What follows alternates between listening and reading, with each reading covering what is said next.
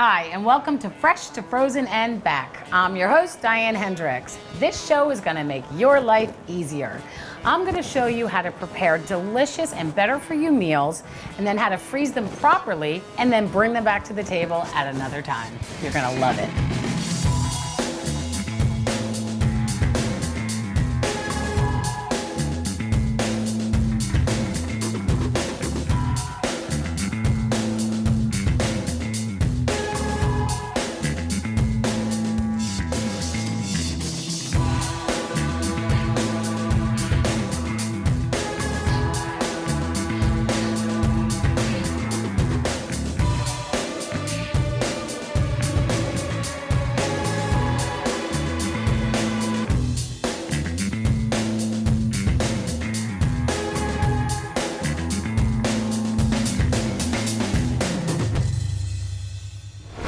Today is a soup and a stew.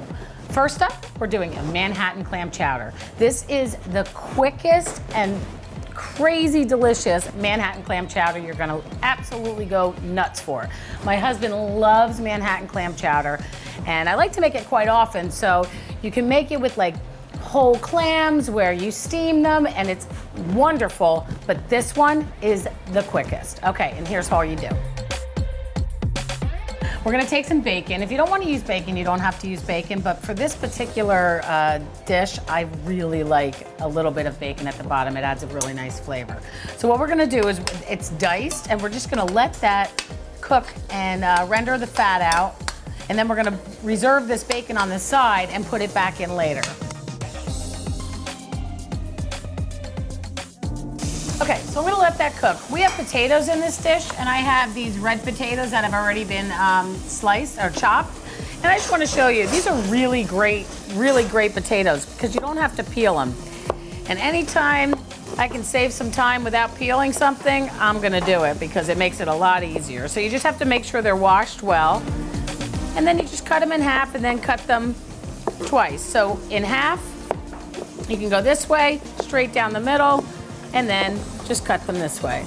It depends on what size you like, but I like uniform sizes. So between the potatoes and the tomatoes and some of these vegetables, you want relatively uniform sizes. Okay, so this is already starting to get a little bit crispy, but we wanna make sure that we get all that fat out and the bacon becomes nice and crunchy. So I'm gonna cut a couple of more of these potatoes. You can use any potatoes you want. You know, I love clams. I live down the Jersey Shore, and in the summer we get them by the hundreds. We'll go out and get 100 clams, we'll sit on the deck and just shuck away, roast them on the grill, steam them. My sister, I'm the youngest of 3 girls, all 3 of us can shuck clams like nobody's business. I can hang with with the best of the clam shuckers. Okay, so that's enough potatoes. Gonna slice them up, and then we're gonna throw them into the pot once this bacon's done.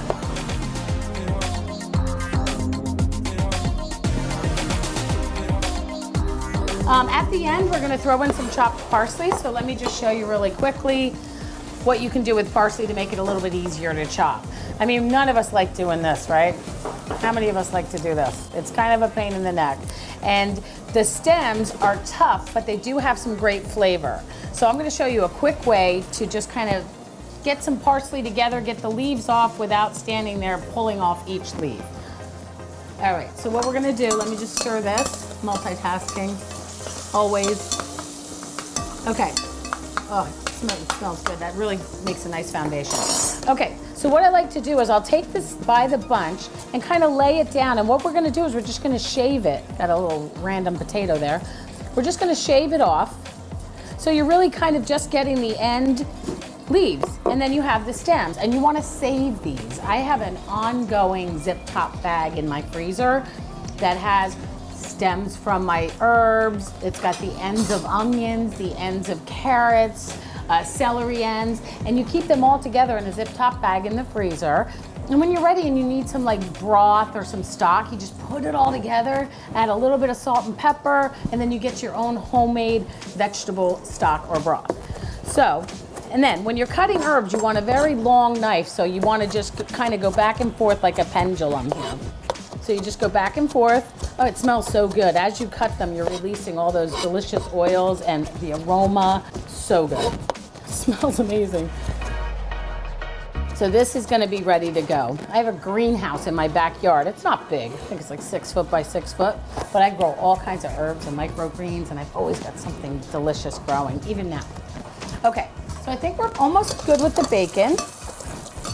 Let's let this cook just a little bit because we want it kind of crispy at the end. It doesn't have to be too crispy because we're throwing it back in the soup, but it's gotta have a little hit of a crispiness to it. Okay, so let's remove that. Well, before we do, let that cook a bit. Here's the clams that I'm using. These are canned clams. You can do, like I said before, you can buy clams in the can, and what you're gonna do is drain the juice and then put the clams in at a different time than you put the juice in, as you'll see, the clam juice. Or you can steam your own clams. Just make sure they're nice and clean before you get them in the water, and then just steam them up, and you can use that broth from the clams, which is really just absolutely spectacular. Okay, so it looks like we're pretty good over here. So let me take this out.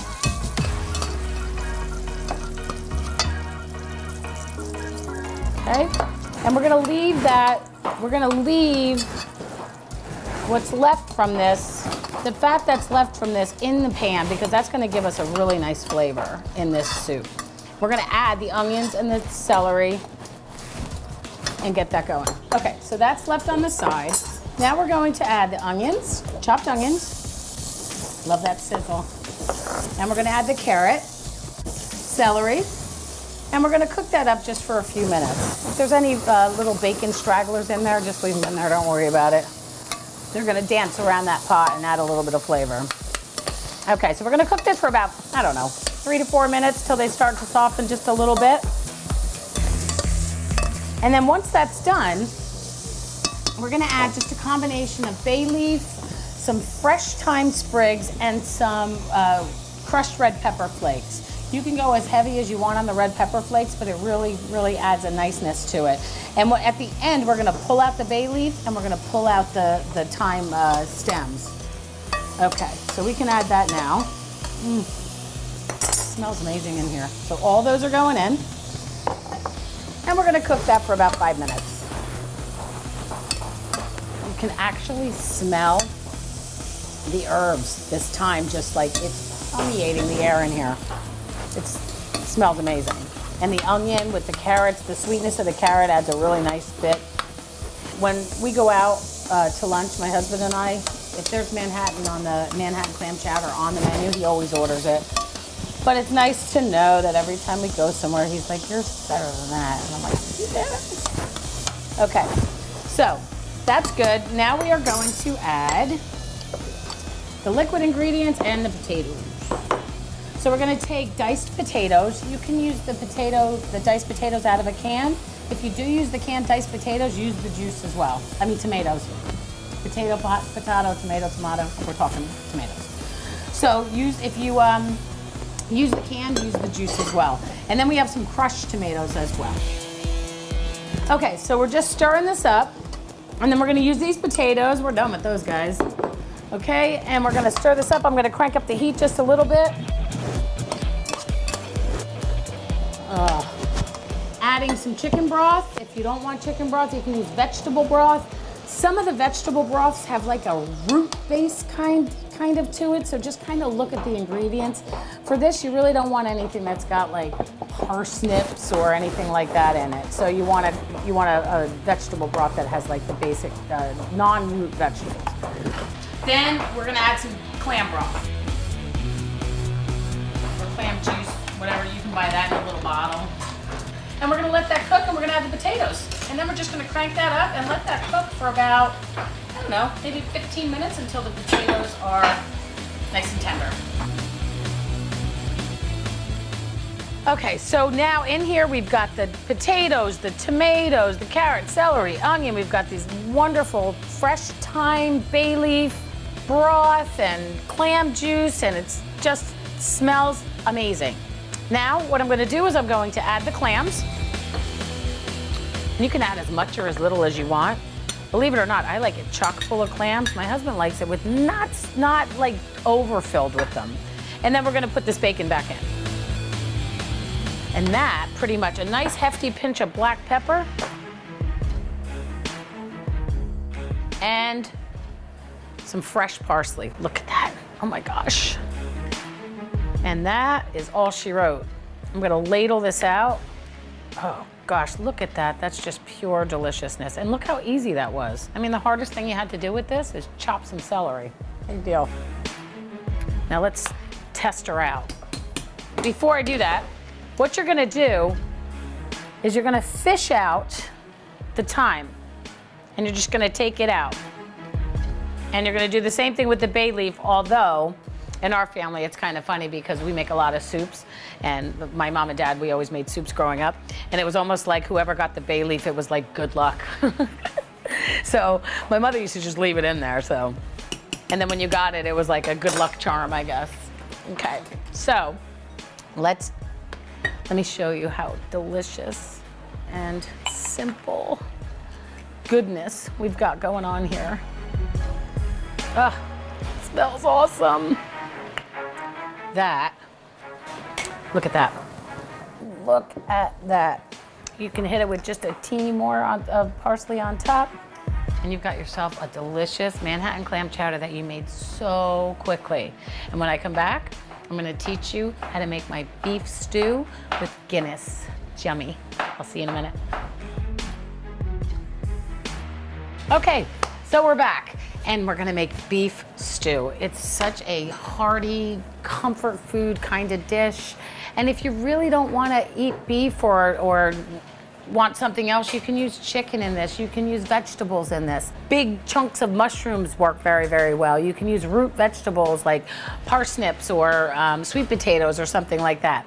But I'm doing the classic beef stew with a nice dark beer that gives it a really good richness. And here's all you do. So I have very high quality organic beef. It's gonna be awesome, nice and tender. It's gonna cook for a long period of time and then get nice and tender. So what we're gonna do is we're gonna add a little bit of flour to this. And you gotta get your hands in here a little bit, because this is what's going to give it a little thickness at the end. You wanna make sure that all of the cubes are covered. So what we're gonna do is just add a little bit more. I think I have for all of this beef, it's about 1/4 cup of flour.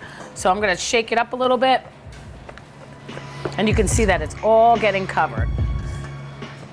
And then we're just gonna set that aside for a minute. I'm gonna rinse my hands.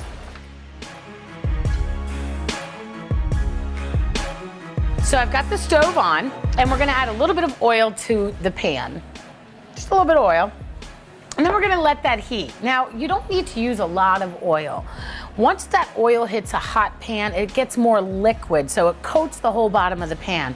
Most of us cook with way too much olive oil or any type of oil, so just measure it. Like 1 tablespoon of oil has about 120 calories, so check it out.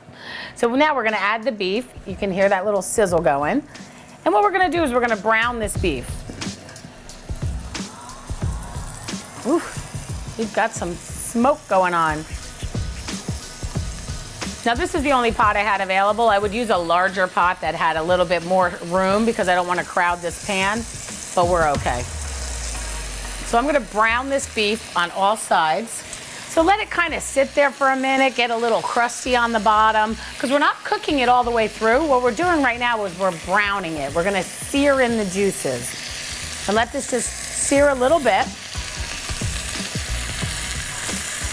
It's such a hearty, like, winter, you know, or autumn dish, but you can have it year round, but I just love it. And it freezes incredibly. So what you want to do is you want to kind of turn it all over. You can see it as you're looking in your pan. I actually have some real nice crispiness going on here with the outside of this beef. And I'll show it to you in a second. So what we're doing is I'm just getting, you know, flip it over with your wooden spoon. We're gonna use that wooden spoon after we deglaze this pan to scrape up some of those delicious brown bits that are on the bottom of it. And you don't have to get every single piece. Just try to get as much as you can so you get that nice brown coating. Oh wow, this really is good. Awesome sauce, here we go. Okay. And that flour, like I said, is gonna help thicken that broth later. And if you find that it's not as thick as you like it, because my husband likes it thicker than I do. You can always take a little bit of flour, a little cornstarch with a little bit of beef broth or chicken broth or vegetable broth, thicken it up and add it to the soup and just stir it in, the stew, and just stir it in. Okay, so we're gonna remove this now.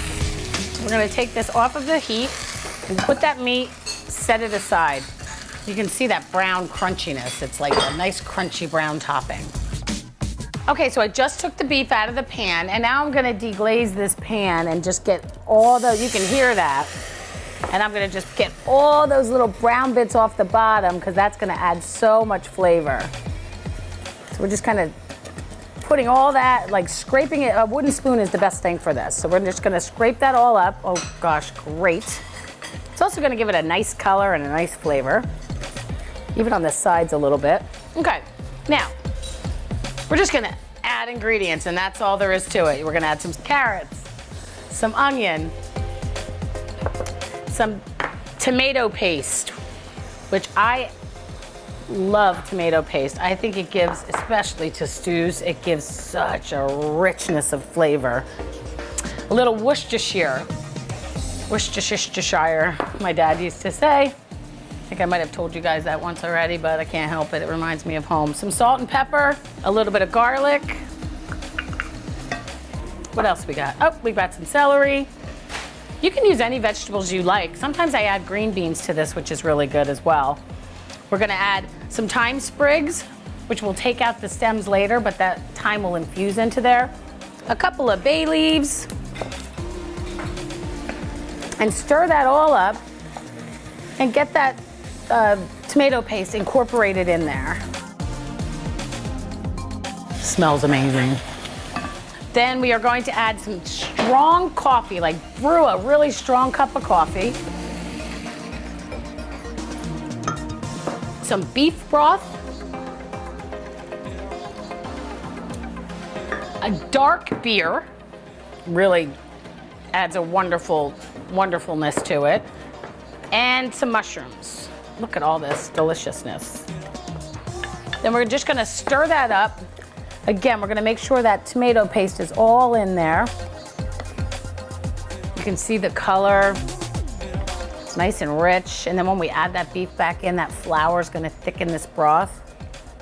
Oh boy, it smells so good. Okay, I think we got everything here. The potatoes.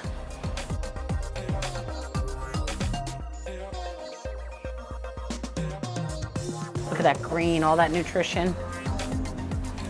And then let's cook that up. We're gonna cook that up for about 5 minutes, and then we're gonna add the beef back in, because I wanna distribute that tomato paste in here, and I think I see that it's almost in.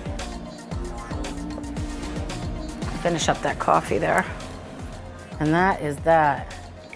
Oh my gosh, it smells so good. And it's so easy to freeze.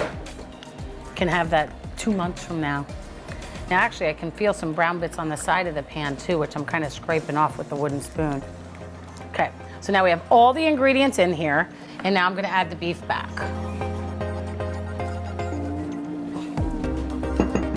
And then we're just gonna cook this for about 40 minutes on medium heat. And we can cover it first, and then we'll take the cover off when there's about 15, 20 minutes left to go, and just let it cook down. And that flour that's on that beef is gonna thicken this up, and the flavor is just gonna be off the charts. So let me clean up this mess, and then I'm gonna come back and I'm gonna show you how simple it is to freeze this beef stew, as well as that Manhattan clam chowder that we had before.